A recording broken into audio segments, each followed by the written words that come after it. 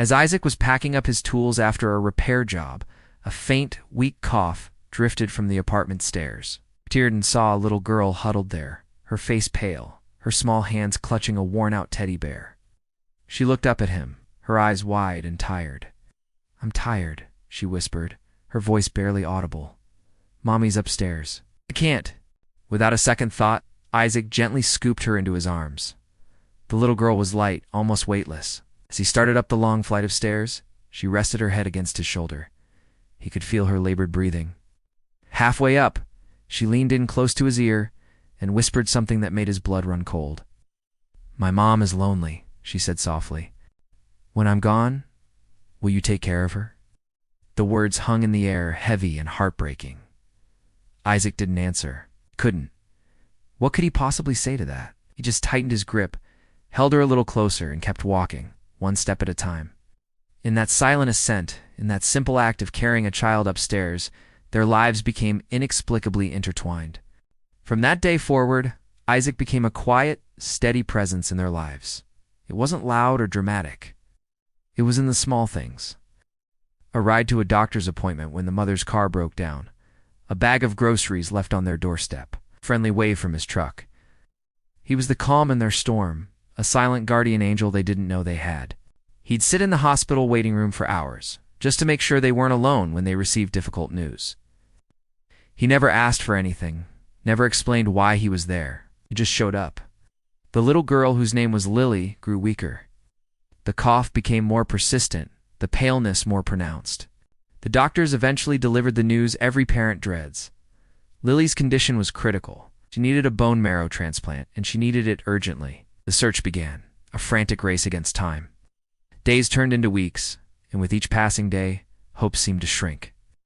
Lily's mother was a wreck, trying to stay strong for her daughter, but crumbling inside. Isaac saw her pain, her fear, and it mirrored a grief he knew all too well. Then, just as despair was about to consume them, a phone call came. It was a miracle. A perfect match had been found. An anonymous donor.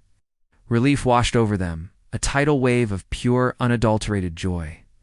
The transplant was scheduled, the procedure was a success, and slowly, miraculously, Lily began to heal. Color returned to her cheeks. Her laughter, once a faint echo, began to fill the small apartment again. A few weeks later, while Lily was still in recovery, her mother was talking to one of the nurses. She mentioned the anonymous donor, calling them her family's guardian angel. The nurse smiled, a knowing, gentle smile. "He didn't want anyone to know," she said quietly. "But a man named Isaac. He's the one." The truth hit her like a lightning bolt. Isaac, the quiet repairman.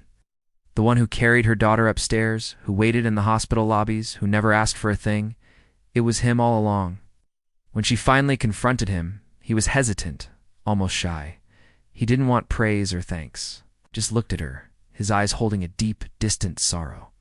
He told her about his own sister, lost to a similar illness when they were just kids.